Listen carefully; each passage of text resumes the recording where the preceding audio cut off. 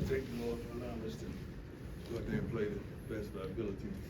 Fought hard, played tough, just had a wonderful conversation with the team as well as the seniors who will never get to play here again. I apologize on behalf of just myself, staff, support staff, and we didn't send them out right, which we wanted to because they deserve it.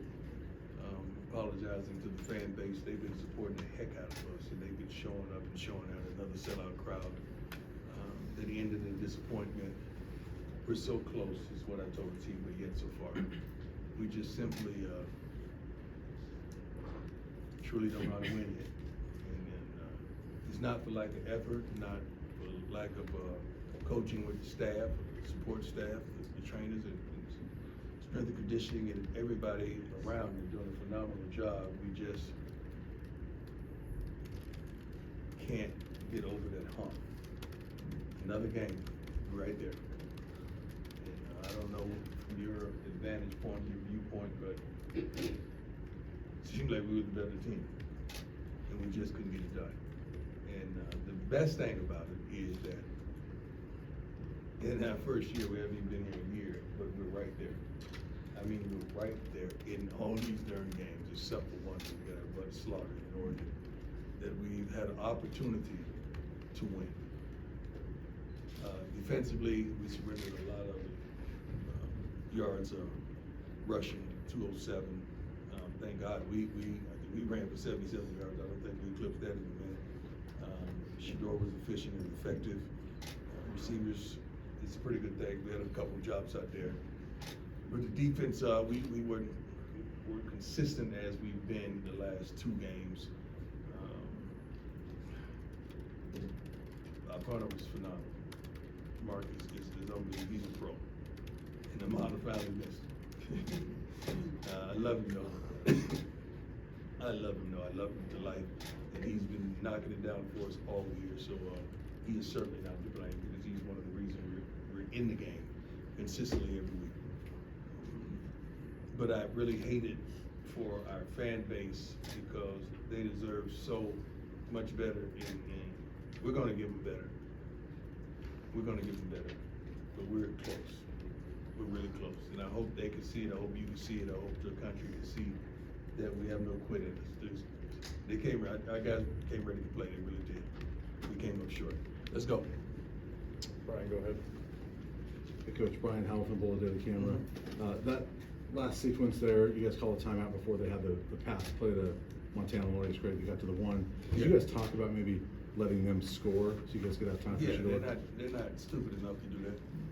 They downed the ball. The quarterback ran up the middle and took a knee.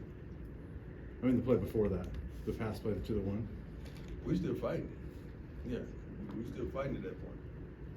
Yeah. And also we're still fighting. We're not thinking about letting them score like a touchdown at that point. Because now you're thinking hold them to a field goal because you go down there and get a field goal and you're back in the game, you tie the game. So you're not thinking that at that point. And I also want to ask you about, there was a 3rd and 1 play earlier in the quarter where you guys threw it instead of running it. What was the decision there to not just run it and try to get that first down on the ground? You've been watching us all season, right? Mm-hmm. Thank you. Go ahead, Robert. Next question.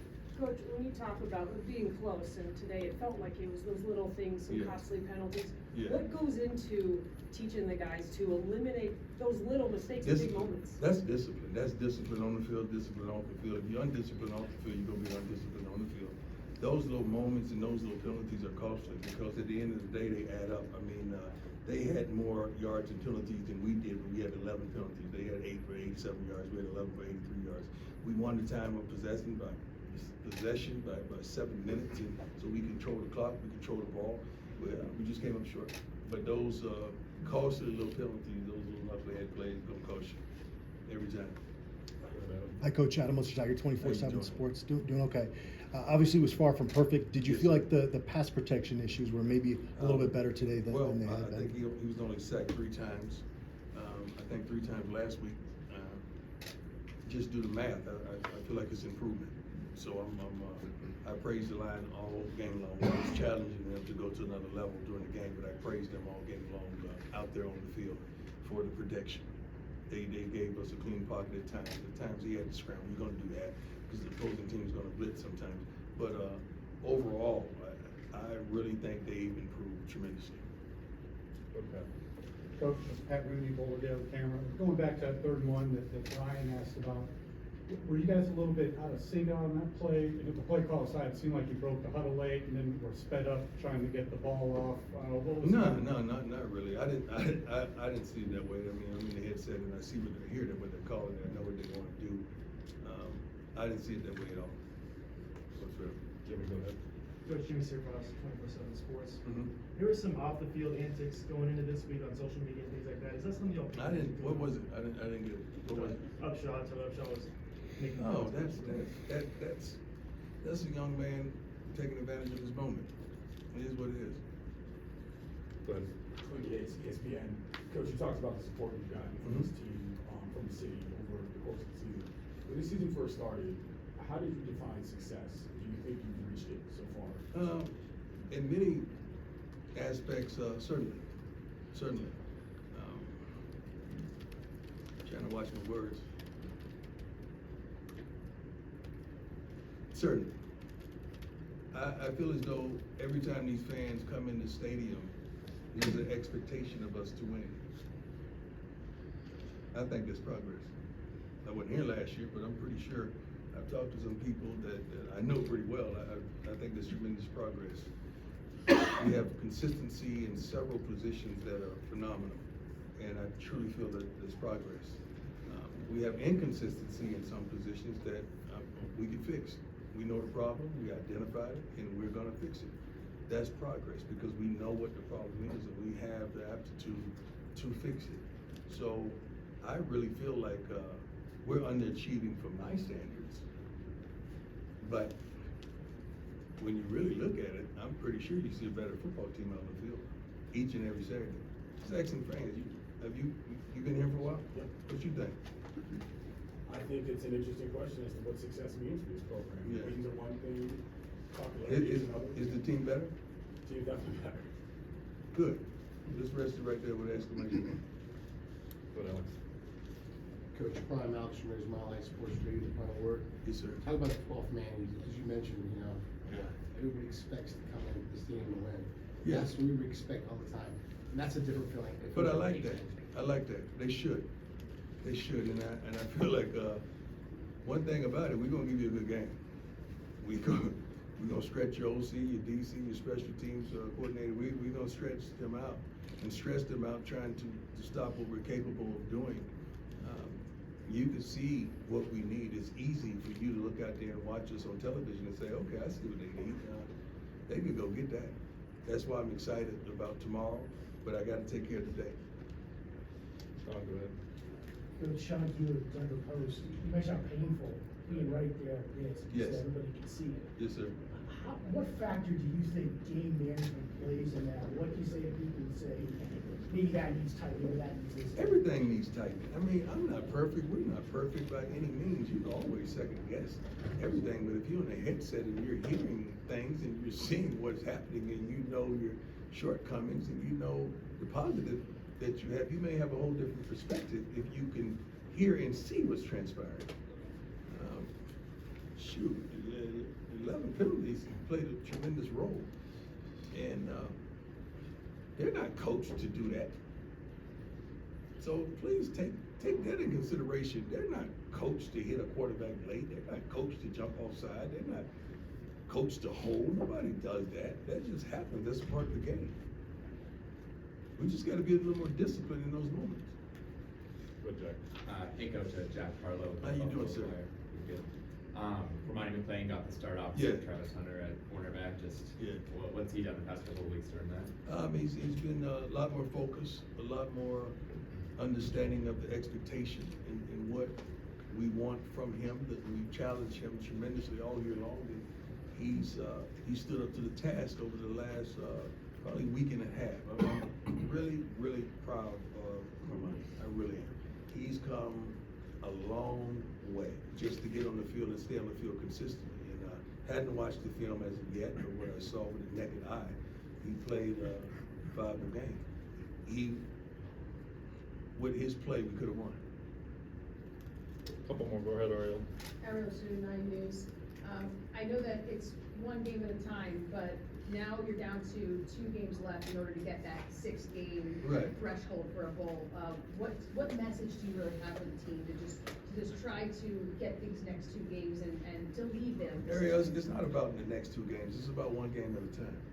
It's about doing the little things to win one game at a time. It's about winning the personal battles one plate at a time. It's about dominating the guy in front of you and whooping the guy in front of you and being successful versus the guy in front of you. Now, when you get 11 persons on the same page to do that, then that play is successful. So we got to win the down. We got to win the series. We got to win the quarter. We got to win the half. Then we win the game. After we win the game, we do it all over again. So we're not thinking about bowls or we're thinking about just doing what we need to do to improve. And each week I see improvement in certain areas, and each week I see that we got to improve in certain areas. But we sit up here week in and week out, and it's a situation where we could have won. We could have won the darn game. And I like that. We should have won. I'm tired of we could have won. I'm tired of that part. We should have won. Is that frustrating? Very. It ain't no losing me. It don't sit well with me. It don't rock well with me. It don't lay down with me. I have no lose in me.